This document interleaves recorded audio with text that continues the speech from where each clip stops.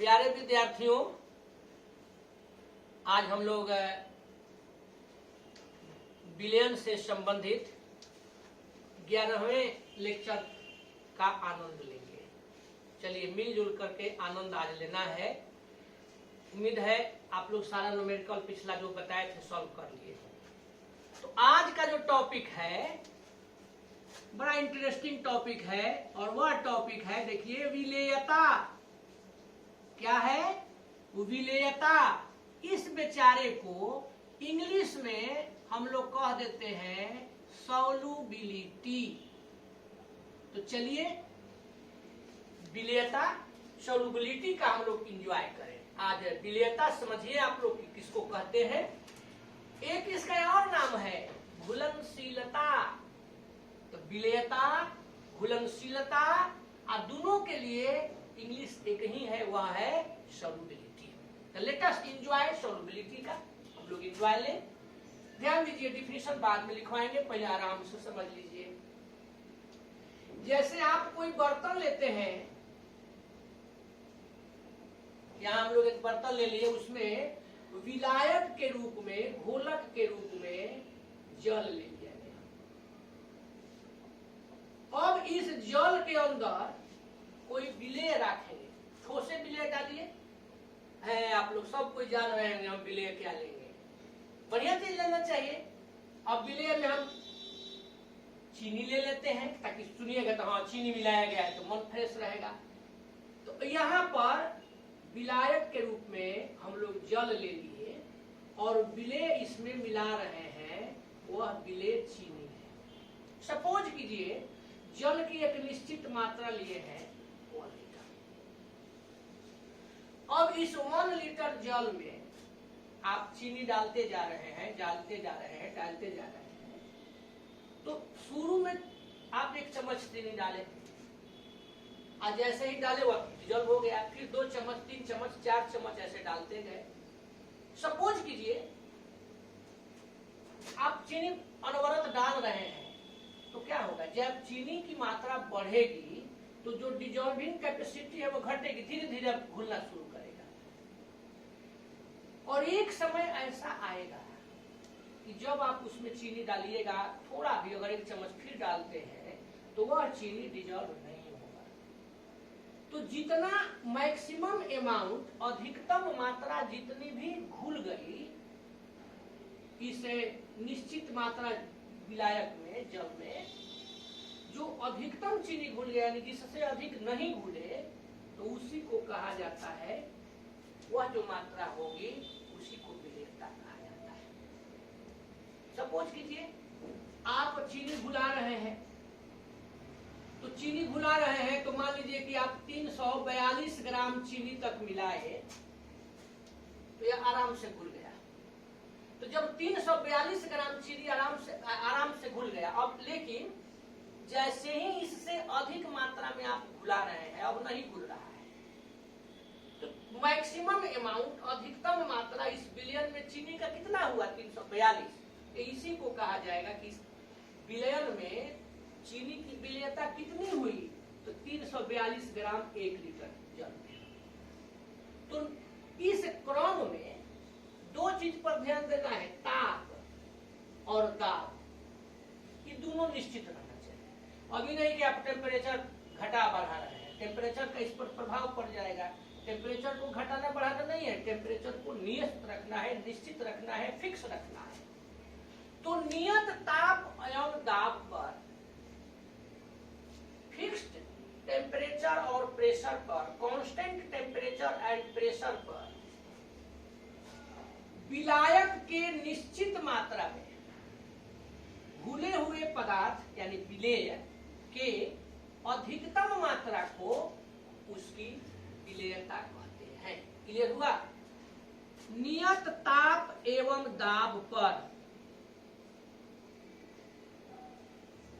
यहां पर ताप और दाब दोनों हम लोग नियत ले लिए, फिक्स ले लिए। स्थिर भी लिख सकते थे, निश्चित भी लिख सकते थे। नियत ताप एवं दाब पर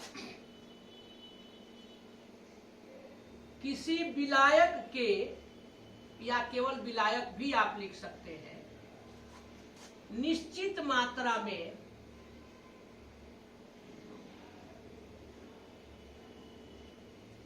घुले हुए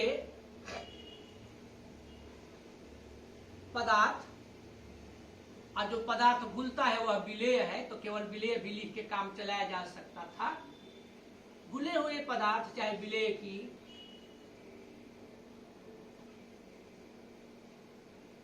अधिकतम मात्रा को उसकी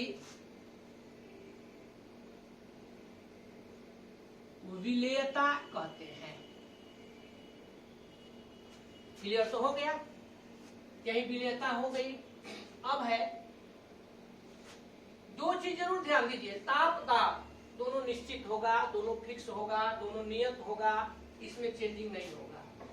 अब अगर कोई पदार्थ ज्यादा मात्रा में घुल जाता है तो उसका कहा जाता है कि विलेयता अच्छी है, और कम घुलता है तो कहा जाता है कि इसकी विलेयता कम है, न्यून है।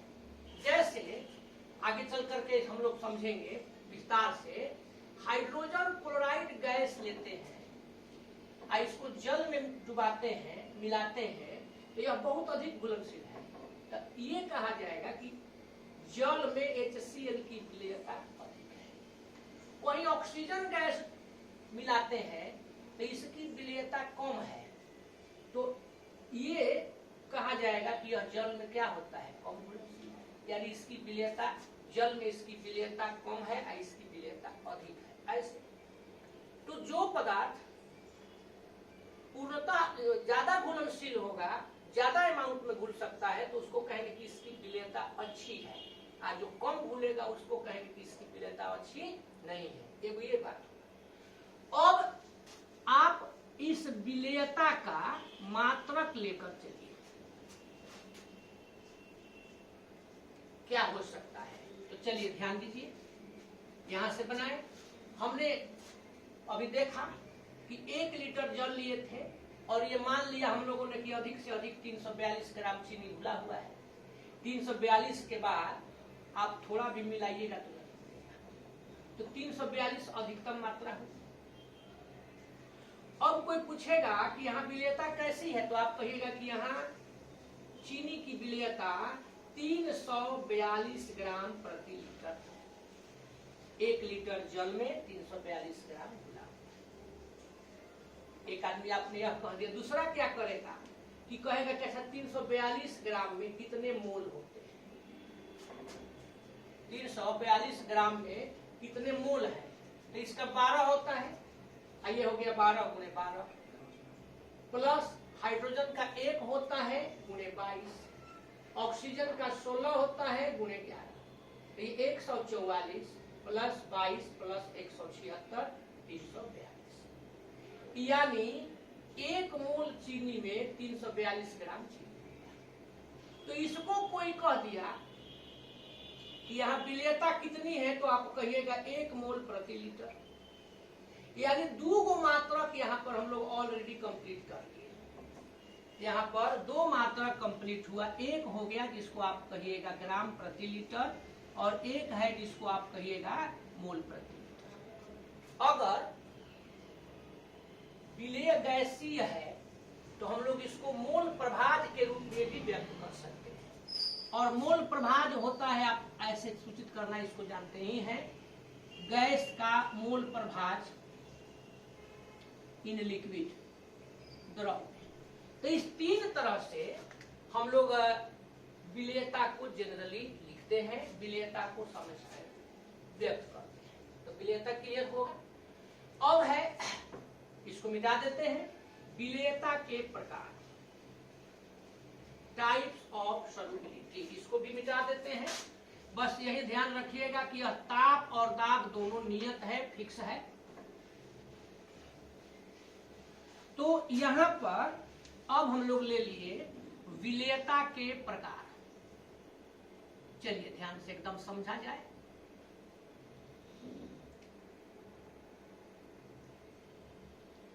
टाइप्स ऑफ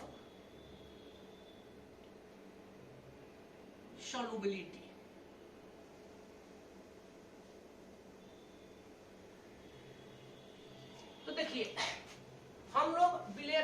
तीन वर्गों में बांटेंगे।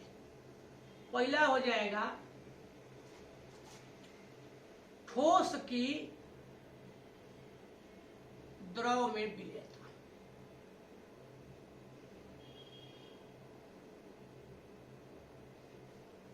एक हो गया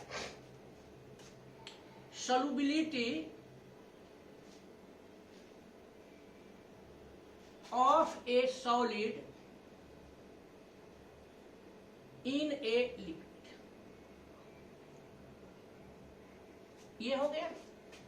जैसे ही हम कहे कि ठोस की द्रव में विलेयता, तो दूसरा का हो जाएगा द्रव की द्रव में विलेयता, और तीसरा का हो जाएगा गैस की द्रव में विलेयता। तो तीन वो हुआ। आप कहिएगा कि विलेयता केवल द्रव्य में होता है, यानी विलायक केवल द्रव्य होते हैं? जी नहीं, विलायक तो ठोस भी हो सकते हैं, द्रव भी हो सकते हैं, गैस भी हो सकते हैं। लेकिन हम लोगों को जो सिलेबस के अनुसार चलना है उसमें विलेयता, उसमें जनरली विलायक के रूप में द्रव ही लिया गया है। तो इसलिए हम इसी को केवल आधार बना करके अब जो क्लासिफिकेशन है किए हैं। गैस और ठोस को भी हम लोग बढ़ा सकते थे इसमें आगे, तब और बढ़ जाएगा, लेकिन हम लोग केवल विलायक के रूप में द्रव लिए हैं। इसलिए तीन तरह के तीन भाग में इसको बांटेंगे। पहला हो गया ठोस की द्रव में विलेयता, दूसरा बोल दीजिए झट से द्रव की द्रव में विलेयता, तीसरा झट से गैस की द्रव में विलेयता। तो अब यही तीनों समझना है। चलिए समझा जाए। ठोस की द्रव में विलेयता मतलब जब एक ठोस विलेय आप लेते हैं, सॉलिड सॉल्यूट लेते हैं और उसको किसी द्रव विलायक में घोलते हैं, तो उसको ठोस की द्रव में विलेयता कहते हैं। जैसे हम लोगों का चिर परिचित उदाहरण है, हमेशा यही हम लिखते हैं। यहाँ पर मान लीजिए बेचारा जल है, इंतजार कर रहा है कि क्या विलेय मिलेगा मुझे, तब तक इंतजार कर ही रहा था, तो हम लोग चीनी ले जाएंगे। चीनी यहाँ ठोस है, विलेय है, और जल यहाँ विलायक है जो कि द्रव है। तो यहाँ पर चीनी ठोस विलेय लिए हैं और जल द्रव विलायक में घुलाए हैं, तो इसी को कहा जाएगा कि ठोस की द्रव में विलेयता। और जो विलयन बनेगा तो उसको कहा जाएगा ठोस का द्रव में विलयन। तो जब किसी, ध्यान दे दीजिए, ठोस विलेय को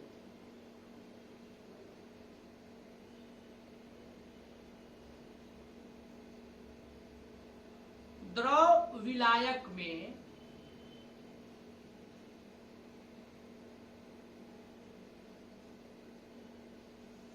घोला जाता है, तब इसे ठोस की द्रव में विलेयता तथा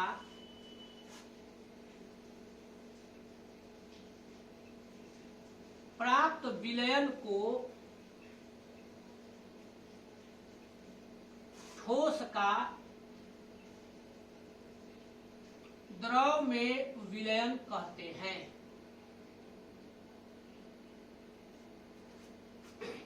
जैसे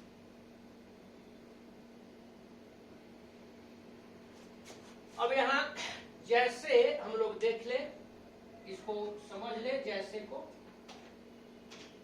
समझे हुए इधर आप लिखे भी हैं। चीनी जल मिला दिया गया,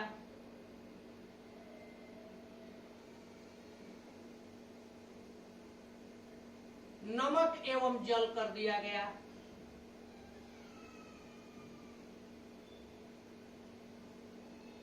ग्लूकोज को भी मिला दिया गया जल के साथ। ये सभी इसके उदाहरण। तो क्या आप लोग ठोस की द्रव में विलेयता कंप्लीट कर लिए? समझ में आ गया? चलिए, बहुत अच्छी बात। अब दूसरा का नंबर पर देखिए लेके चलते हैं। सेकंड में है, यहाँ पर हम 2 लिख देंगे तो काम चल जाएगा। द्रव की द्रव में विलेयता। अगला हो गया solubility of a liquid in a liquid। तो यहां पर क्या करते हैं हम, अब जैसे चीनी जल था तो चीनी ठोस जल द्रव, तो यहां पर दोनों द्रव में होगा। अल्कोहल एवं जल, अल्कोहल को जल में मिला दिए तो ये विलेय और विलायक दोनों द्रव है। तो अल्कोहल एवं जल, बेंजीन लिए और उसके साथ मिला दिए कार्बन टेट्रा क्लोराइड, तो बेंजीन एवं कार्बन टेट्रा क्लोराइड। यहां जो दोनों हम लोग एग्जाम्पल लिए, तो यहां पर आप जब ध्यान दीजिएगा तो देखिए ये भी द्रव है, ये भी द्रव है, ये भी द्रव। जब किसी द्रव विलेय को द्रव विलायक में ही घोला जाता है तो उसको द्रव के द्रव में विलयनता कहिएगा। जो विलयन प्राप्त होगा उसको क्या कहिएगा, द्रव में द्रव का विलयन, चाहे द्रव का द्रव में विलयन कहिएगा। जब किसी द्रव विलेय को द्रव विलायक में घोला जाता है तब इसे द्रव की द्रव में विलेयता तथा प्राप्त विलयन को द्रव का द्रव में विलयन कहते हैं। जैसे विलयन हो गया, तो इस प्रकार आप दो देखें। अब तीसरा का तो आप लोग जानिए गए होंगे कि हम क्या कहेंगे। पहले तो यहाँ पर चलते हैं, थर्ड नंबर देखिए, किसको हटा देंगे, द्रव के जगह पर अब क्या लिख दिया जाएगा, बहुत अच्छा, गैस। यहाँ पर भी लिख देते हैं द्रव के जगह पर गैस। तो अब आप लोग बताइए कि क्या होगा। यहाँ पर विलेय क्या हुआ, सॉल्यूट इसको अंग्रेजी में कहते हैं। सॉल्यूट क्या हुआ, गैस। और सॉल्वेंट यानी विलायक क्या हुआ, द्रव। तो ये अब एग्जाम्पल नहीं होगा। डिफिनीशन में क्या हो जाएगा कि जब किसी गैसीय विलेय को, चाहे गैस विलेय को द्रव विलायक में घोला जाता है तब इसे गैस की द्रव में विलेयता तथा प्राप्त विलयन को गैस का द्रव में विलयन कहते हैं। जैसे HCl, जल में HCl मिला दीजिए,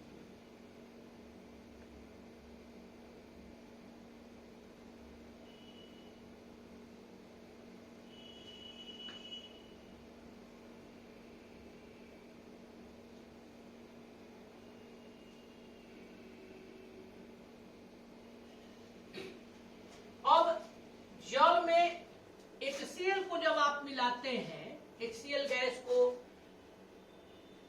घुलाते हैं, तो आप दिमाग में रखिएगा कि HCl बहुत अधिक घुलनशील होता है। तो यह कह दिया जाएगा कि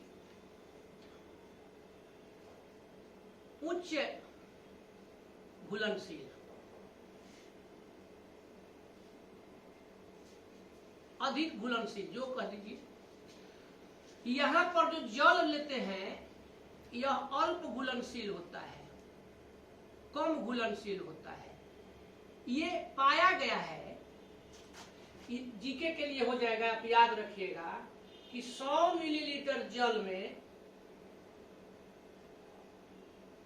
3.08 मिलीलीटर O2 होता है। यही इसका एक लिमिट है, इसको दिमाग में रखना चाहिए। तो अब जरा ध्यान दीजिए, जल में HCl की घुलनशीलता अधिक होती है तो उच्च घुलनशील है। यहाँ जल द्रव है, ये गैस है, ये गैस की ठोस द्रव में विलेयता, गैस की द्रव में विलेयता। यहाँ आप यह भी कह सकते हैं कि HCl की विलेयता जल में अधिक होती है और O2 की विलेयता जल में कम होती है। तो ये याद रखना चाहिए, कम में कितना है दे दिए हैं। जीके वगैरह में, ऑब्जेक्टिव वगैरह में पूछता है। अब विलेयता का हम लोग यही 3 प्रकार देंगे। इस विलेयता के तीनों प्रकार को समझने के बाद अब आपको लेकर के चलना है विलेयता को प्रभावित करने वाले कारक। तो यहां पर देखिए लिख देते हैं, विलेयता को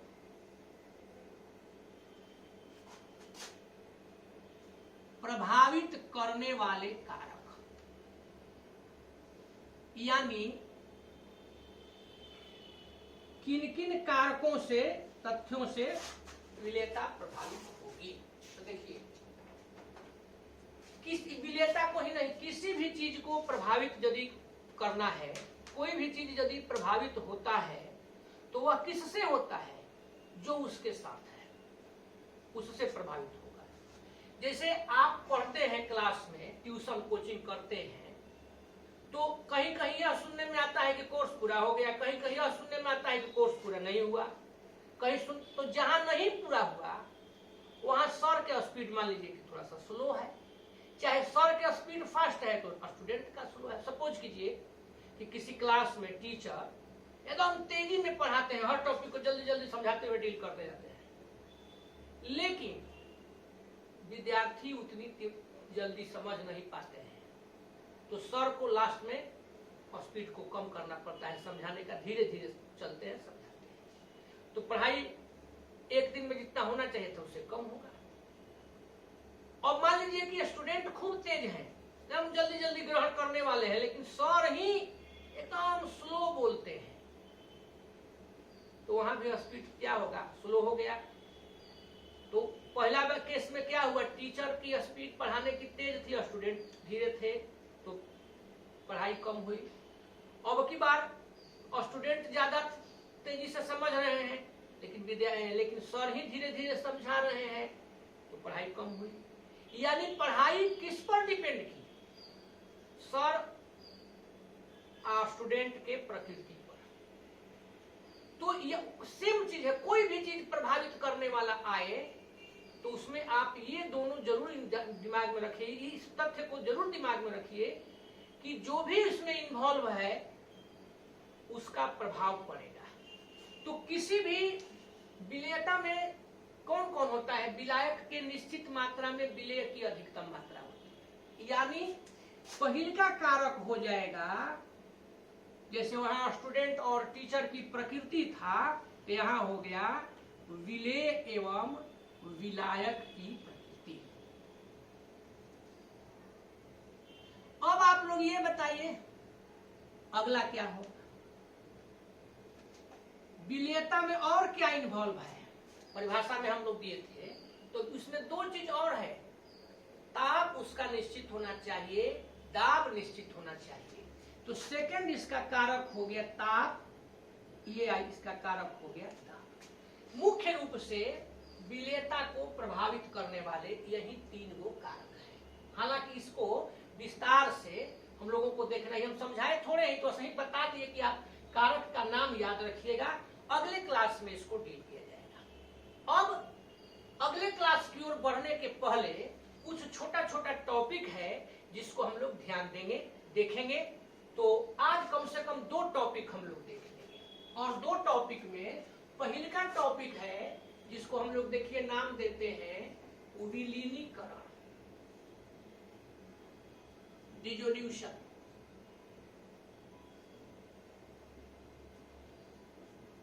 यही समझेंगे, ध्यान दीजिए। हम लोग विलेयता जो लेकर के चल रहे हैं तो उसमें पढ़ना है कि विलेयता क्या है, देख लिए। विलेयता को प्रभावित करने वाले कारक को इसको डिस्कस किया जाएगा अगले क्लास में, सब चीज। लेकिन इसी बीच में विलेयता के प्रकार था तो उसको देख लिए। इसी बीच में छोटा छोटा दो चार टर्म है, पद है, जिसका हम लोगों को डिफिनीशन जानना चाहिए। तो इसलिए आज हम इसको कुछ इसमें से डील करते हैं, कुछ नेक्स्ट क्लास में चलेंगे। तो सबसे पहला है कि विलीनीकरण किसको कहेंगे। विलीनीकरण को हिंदी में एक और नाम से जानते हैं, घुलना। अंग्रेजी दे दिए। जब किसी ठोस विलेय को द्रव विलायक में, देखिए दुइये को हमको चूंकि लेकर के विलायक द्रवे चलना, इसलिए हम द्रव बोल दिए, नहीं हो विलायक भी लिखते तो कोई बात नहीं। तो जब किसी ठोस विलेय को द्रव विलायक में घोला जाता है, चाहे मिलाया जाता है, डाला जाता है, तो वह क्या होता है? अब कहने की बात है, जल में तो चीनी मिला के हम लोग देखिए लिए हैं, बेचारा उसमें घुलने लगता है। तो यही जो प्रक्रिया है, तो इसी प्रक्रिया को कहेंगे कि घुलने लगता है, यानी उसमें विलीन हो गया। तो यानी विलीन हो गया, तो इस प्रक्रिया को कहेंगे विलीनीकरण। जब किसी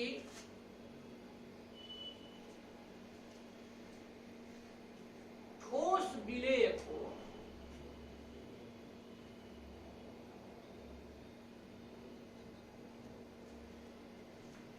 द्रव विलायक में डाला जाता है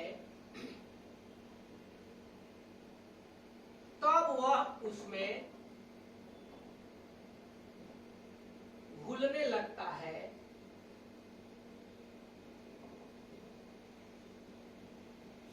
यह प्रक्रिया या यही प्रक्रिया जो कहिए विलीनीकरण कहलाती है।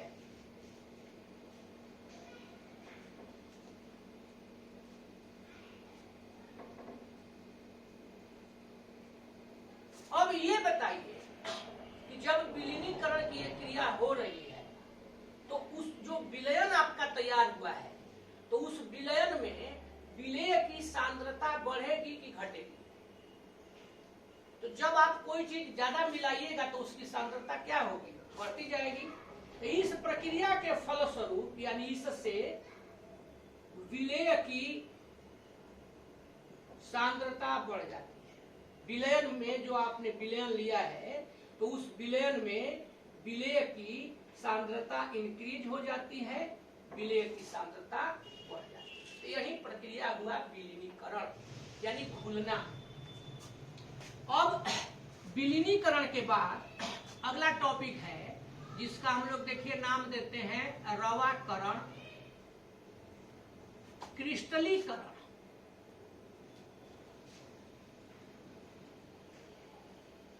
अंग्रेजी में इसी को कह दिया जाता है क्रिस्टलाइजेशन। तो चलिए क्रिस्टलाइजेशन की तरफ हम लोग चले, क्रिस्टलाइजेशन को समझें, इसको हटा देते हैं, रवाकरण को देखा जाए। ध्यान से समझिए। जैसे अभी आपने देखा कि कोई बर्तन लिए, उसमें जल लिए हैं विलायक के रूप में और चीनी उसमें मिला रहे हैं विलेय के रूप में। चीनी मिलाते गए, 1 चम्मच 2 चम्मच 4 चम्मच 10 चम्मच ऐसे करते गए। जल की मान लीजिए कि मात्रा निश्चित आपने 1 लीटर ले लिया है।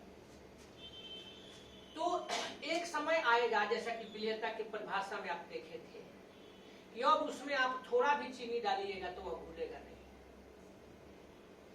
लेकिन आप डालना जारी रख। मान लीजिए कि आप उसमें एक्स्ट्रा 1 चम्मच चीनी फिर मिला दिए, क्या होगा? जैसे ही जो लिमिट यहाँ पर अधिकतम मात्रा मिली है उससे अधिक चीनी जैसे ही उसमें डालिएगा विलयन के अंतर्गत, तो आप ध्यान दीजिएगा चीनी के कुछ कण विलयन के ऊपर बाहर दिखाई देने लगेंगे। यही प्रक्रिया क्रिस्टलीकरण है। अभी बताइए कि वह कौन कौन होंगे? अभी जो 1 चम्मच चीनी आप विलयन में डाले हैं वह होगा कि क्या, कौन होगा? ध्यान दीजिए, वह नहीं होगा। जो चीनी सबसे पहले डाले थे वह बाहर आ गया, यह जो चीनी बाद में डाले हैं भूल गया। इस प्रोसेस को संघटन कहा जाता है, पढ़ेंगे आगे फिजिकल केमिस्ट्री में ही। तो संघटन हुआ और संघटन की क्रिया के फलस्वरूप ऐसा हुआ। जैसे एक क्लास में मान लीजिए कि एक बेंच पर 5 विद्यार्थी के बैठने की जगह है, उस पर 5 विद्यार्थी बैठे हुए हैं। अब जगह नहीं है, अधिकतम जगह, अधिकतम संख्या विद्यार्थी की 5 ही हो सकती है। अब सपोज कीजिए 5 को बेचारा आराम से बैठा हुआ है, तब तक एगो छठवां जाके बैठ गया। तो जब छठवां जाके बैठ गया तो क्या होगा? बाहर कौन निकलेगा? क्या उसके बगल वाला जो शुरू में सबसे पहले आकर के कोना में किनारे में बैठा हुआ है वह? यानी यहां से बेचारा बैठा, वहां से बाहर हो गया, फिर दूसरा का डाले फिर बाहर, फिर दूसरा का डाले फिर बाहर, ऐसे हुआ। तो इसी को संघटन थ्योरी कहते हैं। आगे चल करके हम लोगों को पढ़ना है। तो यही जो प्रोसेस है, कारण बता दिए कि कौन होगा, यह भी जानिए कि चीनी के कौन पार्टिकल बाहर आ गए, इसको बताएं। वैसी प्रक्रिया जिसमें विलायक के कुछ कण संघट कर, माने आपस में टक्कर कर, कोलाइड होकर के विलयन से बाहर आ जाते हैं, तो उसे रवा के रूप में, उसे रवाकरण कहा जाता है। क्लियर हो गया? वैसी प्रक्रिया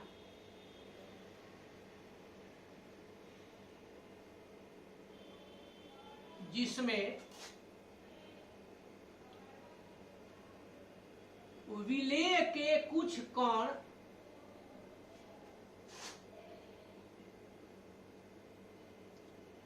संघट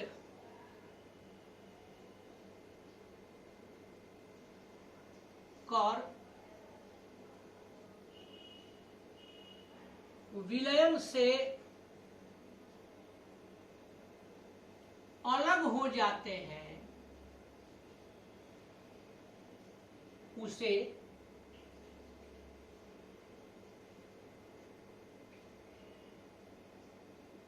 क्रिस्टलीकरण कहते हैं। तो इस प्रकार से हम लोग दो एक्स्ट्रा टॉपिक देख लिए, टर्मिनोलॉजी टर्म आप लेकर के चल रहे हैं। रवाकरण या क्रिस्टलीकरण क्या है और एक विलीनीकरण क्या है। अब जो हम लोग आज टॉपिक पढ़ रहे हैं उसके आधार पर, यानी विलेयता के आधार पर विलयन को 3 वर्गों में बांटा जा सकता है। यानी विलयन का वर्गीकरण, विलयन के प्रकार जो 3 वो भाग में बांट सकते हैं, वह 3 भाग कौन कौन है? संतृप्त विलयन, सैचुरेटेड सॉल्यूशन। जैसे ही हम कहेंगे कि संतृप्त विलयन, आप कहेंगे कि दूसरा कौन है, तो आप तुरंत कहिएगा असंतृप्त विलयन। तो दूसरा का हो गया असंतृप्त विलयन। चलिए अब अगला बता दीजिए। अगला है अति संतृप्त विलयन। यही तीनों हम लोग देखेंगे। इसके बाद, इस तीनों को देखने के बाद, आज जो हेडिंग दे करके केवल हम लोग थोड़ा सा लिख के छोड़ दिए थे, विलेयता को प्रभावित करने वाले कारक, ये देखेंगे। लेकिन ये दोनों टॉपिक आज नहीं, नेक्स्ट क्लास में, अगले क्लास में। तब तक आप लोग इंतजार कीजिए, खूब बढ़िया से इसको पढ़ करके, तैयार करके, कंप्लीट करके रेडी रहिए, और अगले क्लास में हम लोग नेक्स्ट टॉपिक की ओर चलेंगे। धन्यवाद।